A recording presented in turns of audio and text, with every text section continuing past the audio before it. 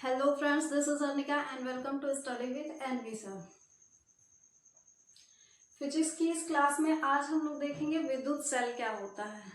Cell से हम सभी परिचित हैं कि सेल का काम क्या होता है। हमारे टीवी के रिमोट में भी सेल लगता है और हमारे इन्वर्टर के साथ में जो बैटरी आती है, ठीक है, तो इन दोनों में क्या अंतर है।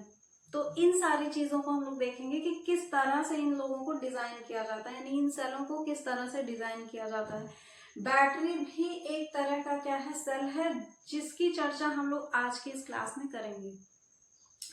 तो चलिए देखते हैं कि विद्युत सेल क्या होता है। तो विद्युत सेल क्या है, इसका काम क्या है। तो विद्युत सेल का सबसे पहला काम क्या है कि ये क्या करेगा, विद्युत ऊर्जा में बदलेगा। और किसको विद्युत ऊर्जा में बदलेगा, रासायनिक ऊर्जा में। तो विद्युत सेल क्या करता है कि यह रासायनिक ऊर्जा को विद्युत ऊर्जा में बदलता है। विद्युत ऊर्जा में बदलने का मतलब हमको बिजली देता है, ठीक है। साधारण सी भाषा में विद्युत ऊर्जा का मतलब बिजली ही तो है, जिससे हम लोग बिजली में उपयोग कर पाए। तो ये क्या करता है, विद्युत सेल का काम ये इसीलिए बनाया गया है कि ये जो है वो रासायनिक ऊर्जा को हमको बदल के दे, किसमें, विद्युत ऊर्जा में, ठीक है। तो विद्युत सेल की परिभाषा हो गई कि यह रासायनिक ऊर्जा को विद्युत ऊर्जा में बदलता है। अब इसको बनाया किस तरह से जाता है, ठीक है। तो मान लेते हैं ये कोई हमने ले लिया बर्तन, ठीक है, हो गया। अब इसमें क्या कर दिया हमने, लिक्विड भर दिया, ठीक है, कोई द्रव, ठीक है। किसी पात्र में हमने क्या किया है, कोई द्रव भर दिया है। अब वो द्रव ऐसे ही नहीं कि कुछ भी द्रव हो जाएगा, ठीक है। अब ये और इसमें क्या करेंगे हम लोग, दो छड़े लगाएंगे,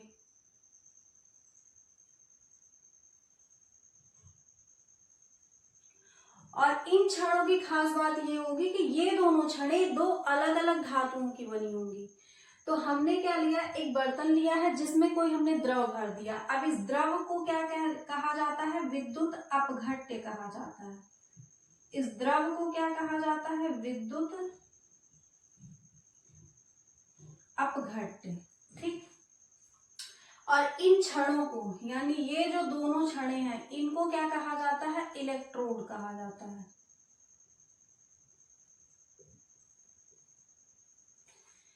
यानी कि हमने एक द्रव लिया है, उस द्रव में इन दो अलग अलग धातु की छड़ों को क्या किया है, डुबा दिया है, ठीक है। इस द्रव की खास बात ये होती है कि इन छड़ों को जब हम इसमें डुबाएंगे तो ये अपने आप ही क्या हो जाएंगे, आवेशित हो जाएंगे। और चूंकि ये दो अलग अलग धातु की हैं, तो एक धन आवेशित होगी और दूसरी ऋण आवेशित होगी, ठीक है। तो मान लेते हैं कि हम इस छड़ पे प्लस आ गया है और इस छड़ पे क्या आ गया है, माइनस आ गया है, ठीक। अब फिर क्या करेंगे, इस पूरे संयोजन को, ठीक है, इस पूरे संयोजन को हम लोगों ने क्या किया है, एक छड़ धनावेशित हो गई है और दूसरी छड़ हमारी क्या हो गई है, ऋणावेशित हो गई है। अब हमको अगर इसमें धारा प्रवाहित करना, ये हमारा बन के तैयार हो गया है, तो हम क्या करेंगे, इस पूरे परिपथ को क्या करेंगे, किसी चालक तार से जोड़ देंगे। अब जैसे ही इसको किसी चालक तार से जोड़ेंगे तो इस परिपथ में क्या हो जाएगी, धारा प्रवाहित हो जाएगी, ठीक है। यानी कि धारा के प्रवाह के लिए हमको इनको किसी ना किसी परिपथ से जोड़ना पड़ेगा। ज्यों ही हम इनको किसी चालक तार से जोड़ते हैं तो क्या हो जाएगा, धारा का प्रवाह हो जाएगा। अगर धारा प्रवाहित हो गई है तो हमको जो करंट चाहिए वो मिल जाएगा, ठीक है। यानी हमको विद्युत ऊर्जा प्राप्त हो गई। तो हमने क्या किया, एक बर्तन लिया है, उस बर्तन में हमने जो द्रव लिया है उस द्रव को कहा जाता है विद्युत अपघट्य। दो अलग अलग धातु की छड़ें हमने उसमें डुबाएंगे, जिसको कहा जाता है इलेक्ट्रोड। और इस द्रव की खासियत ये होती है कि ज्यों ही इसमें इन छड़ों को डुबाया जाता है तो ये छड़ें आवेशित हो जाती है, यानी कि एक पे धन आवेश आ जाता है और दूसरे पे ऋण आवेश आ जाता है। जिस छड़ पे धन आवेश आएगा उसको हम धन टर्मिनल कहेंगे और जिस छड़ पे ऋण आवेश आएगा उसको हम ऋण टर्मिनल कहेंगे, ठीक है। फिर इस पूरे संयोजन को हम लोग एक चालक तार से जोड़ देंगे तो इस परिपथ में धारा का प्रवाह होना शुरू हो जाएगा, ठीक है। यही युक्ति हमारी क्या कहलाती है, विद्युत सेल कहलाती है। विद्युत सेल बन गया। अब इसका हमसे पूछा जाता है पेपर में कि विद्युत सेल का जो हमारा मतलब चित्र है, या फिर हम क्या कह सकते हैं, प्रतीक चिन्ह, उसको हम लोग किस तरह से दर्शाते हैं। तो विद्युत सेल के प्रतीक चिन्ह के लिए हम लोग क्या करते हैं, बस ये करते हैं, ये जो बड़ी वाली प्लेट होती है इसको प्लस और छोटी वाली प्लेट को हम लोग क्या कहते हैं, माइनस कहते हैं। यहाँ पे हमको, यहाँ पे मान लेंगे ए दे दिया है, बी दे दिया है। धन वाले को क्या कहेंगे, अभी हमने बताया है कि ये हमारा क्या है, धन टर्मिनल है, और माइनस वाला क्या हो जाएगा, ऋण टर्मिनल हो जाएगा। ठीक है, बताने की जरूरत नहीं है, इतनी समझदारी तो है ही, क्योंकि हम क्लास 12 का फिजिक्स पढ़ रहे हैं।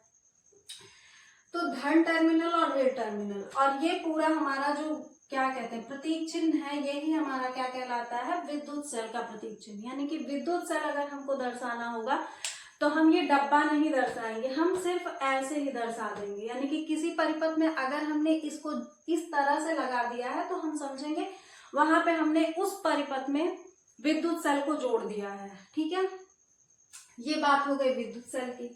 तो विद्युत सेल क्या हो गया, विद्युत सेल एक ऐसी युक्ति है, हम लोग लिखेंगे यहाँ पे कि विद्युत सेल एक ऐसी युक्ति है जो रासायनिक ऊर्जा को विद्युत ऊर्जा में बदलती है। ठीक है, इसमें हम लोग क्या करेंगे, लिखेंगे, इसमें एक विद्युत सेल में एक ऐसा द्रव होता है, विद्युत सेल में एक द्रव होता है जिसे विद्युत अपघट्य कहते हैं, तथा इसमें दो अलग अलग धातु की छड़ें होती हैं जिनको इस द्रव में डुबाने के बाद ये आवेशित हो जाती हैं। ठीक है, इतनी बात समझ में आ गई। अब जब हमने धारा का प्रवाह कर लिया तो अब यानी कि हमने सेल बना लिया है।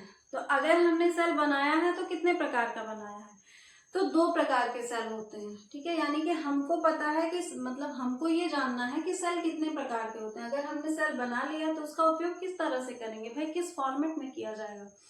तो यानी कि सेल कितने प्रकार के होते हैं, 2 प्रकार के होते हैं। वो 2 प्रकार कौन से हैं, तो चलिए देखते हैं कि हमारे सेल कौन कौन से हैं।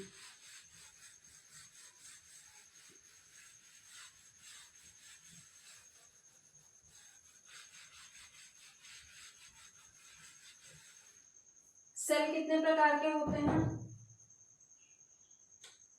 2 प्रकार के होते हैं। ठीक है, जिसमें से जो पहला है उसको हम क्या कहते हैं, प्राथमिक सेल कहते हैं।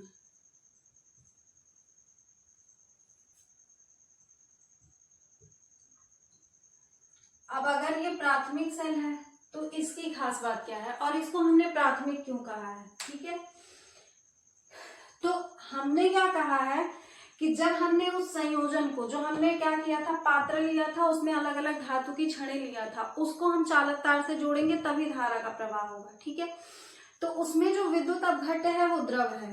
तो यानी कि प्राथमिक, इसका मतलब जब हम उसको चालक तार से जोड़ेंगे तो उन छड़ों के माध्यम से क्या होगा, वो द्रव हमारा आवेशित होगा। ठीक है, वो द्रव आवेशित होगा। तो प्राथमिक सेल में क्या होता है कि जो विद्युत अपघट्य होता है हमारा, उसको एक बार हम लोग क्या करेंगे, बस जितना हमने विद्युत अपघट्य भर दिया है बस उतना अगर खत्म हो गया, वो आवेशित होता गया, हमको विद्युत ऊर्जा देता गया। और एक टाइम ऐसा आएगा जब उस पात्र में या उस जो हमने सेल बनाया है उसमें क्या होगा, विद्युत अपघट्य खत्म हो जाएगा। तो जब खत्म हो जाएगा तो हम क्या करेंगे, उसको फिर से आवेशित नहीं कर पाएंगे। यानी कि हमने एक बार उसको चार्ज करा है, आवेशित करा है उस विद्युत अपघट्य को, उसके बाद जब वो आवेश, उसको जितनी ऊर्जा देनी है वो हमको दे दिया, उसके बाद हम उसको दोबारा से आवेशित नहीं कर सकते। यानी कि वो सेल क्या हो जाएगा, खराब हो जाएगा। जैसे हमारे रिमोट्स वगैरह में लगते हैं सेल, एक बार उनको आवेशित कर दिया गया है तो वो हमको क्या दे रहे हैं, रिमोट हमारा चल रहा है। उसके बाद जब उनका क्या हो जाएगा, विद्युत अपघट्य का आवेशन खत्म हो जाएगा, तो हम उसको दोबारा से, ऐसा थोड़ी है कि हम फिर से उसको क्या करेंगे, चार्जिंग पे लगा देंगे, तो ऐसा नहीं होता है। तो वो क्या हो गया, प्राथमिक सेल। यानी प्राथमिक सेल को हम लोग अगर परिभाषा की बात करें तो क्या लिखेंगे कि इसमें, यानी कि प्राथमिक सेल में, इस प्रकार के सेल में विद्युत अपघट्य को एक बार उपयोग में लाने के बाद पुनः आवेशित नहीं किया जा सकता है। ठीक है, हम लोग क्या लिखेंगे, इस प्रकार के सेल में विद्युत अपघट्य को एक बार आवेशित करने के बाद पुनः उपयोग में नहीं लाया जा सकता। यानी एक बार आवेशित कर दिया, अब दोबारा से इसको क्या करेंगे, आवेशित नहीं कर पाएंगे। ठीक है, एक बार यूज करने के बाद में ये खराब हो जाएगा। इसके एग्जाम्पल्स की बात होती है तो इसके एग्जाम्पल्स में क्या आता है, डेनियल सेल। इसका एग्जाम्पल पूछा जाता है कि निम्न में से कौन सा प्राथमिक सेल का उदाहरण है, तो डेनियल सेल।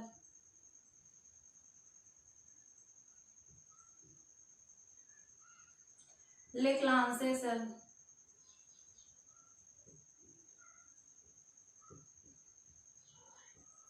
और एक और आता है इसमें वोल्टीय सेल।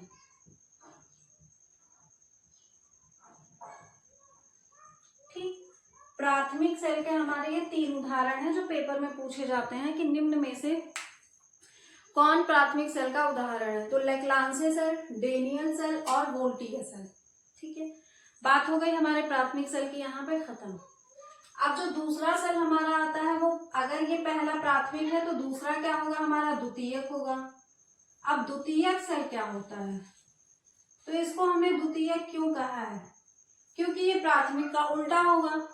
अब उल्टा होने का मतलब है इसमें विद्युत अपघट्य का हमने एक बार उपयोग कर लिया, आप दोबारा से आवेशित नहीं कर सकते हैं। तो इसमें क्या होगा, द्वितीयक सेल प्राथमिक सेल का उल्टा क्यों है, क्योंकि अगर इसमें हम लोग क्या किए हैं, विद्युत अपघट्य का दोबारा उपयोग नहीं कर सकते हैं, लेकिन इसमें हम क्या करेंगे, विद्युत अपघट्य को बार बार हम चार्ज करके उसको हम आवेशित कर सकते हैं।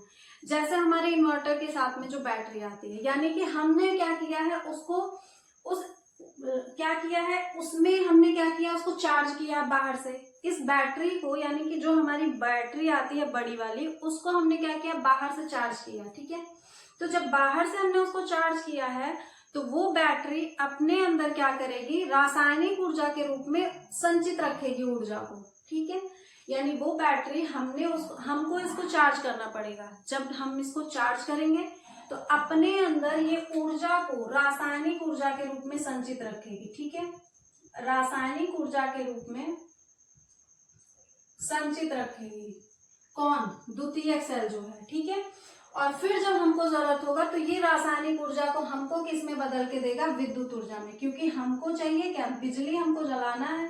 तो फिर ये अपने अंदर संचित जो रासायनिक ऊर्जा है उसको विद्युत ऊर्जा में हमको बदल के देगा। ठीक है, तो द्वितीय सेल का मतलब क्या होता है, बैटरी अपने अंदर क्या करेगी, रासायनिक ऊर्जा के रूप में संचित रखेगी ऊर्जा को। ठीक है, यानी वो बैटरी हमको इसको चार्ज करना पड़ेगा। जब हम इसको चार्ज करेंगे तो अपने अंदर ये ऊर्जा को रासायनिक ऊर्जा के रूप में संचित रखेगी। ठीक है, रासायनिक ऊर्जा के रूप में संचित रखेगी कौन, द्वितीयक सेल जो है। ठीक है, और फिर जब हमको जरूरत होगा तो ये रासायनिक ऊर्जा को हमको किस में बदल के देगा, विद्युत ऊर्जा में, क्योंकि हमको चाहिए क्या, बिजली हमको जलाना है। तो फिर ये अपने अंदर संचित जो रासायनिक ऊर्जा है उसको विद्युत ऊर्जा में हमको बदल के देगा। ठीक है, तो द्वितीय सेल का मतलब क्या होता है कि इस प्रकार के सेल में हम लोग क्या करेंगे, पहले बाह्य विद्युत स्रोत द्वारा, यानी कि इसको हम लोग पहले बाह्य स्रोत के द्वारा धारा भेजकर क्या करेंगे, इसको चार्ज करेंगे। पहले हमने इसको बाह्य स्रोत के द्वारा विद्युत धारा भेज के चार्ज किया है। अब ये अपने अंदर जो हमने चार्ज करा है अपने अंदर उस ऊर्जा को रासायनिक रूप में क्या करेगा, संचित रखेगा। फिर जब हमको जरूरत होगा तो उस रासायनिक ऊर्जा को विद्युत ऊर्जा में बदल के वो हमको देगा। यानी इसको हम लोग बार बार आवेशित कर सकते हैं। जब उसका क्या होगा, ऊर्जा खत्म हो जाएगी तो हम क्या करेंगे, दोबारा से उसको आवेशित करेंगे। भाई जो हमारी बैटरी होती है उसको हम जितनी मर्जी चार्ज करें, फिर जब वो चार्ज उसका खत्म हो जाता है फिर हम उसको चार्जिंग करते हैं। तो ये होता है। और प्राथमिक सेल में क्या होता है, हम इसको आवेशित नहीं कर सकते, यानी कि चार्ज नहीं कर सकते हैं।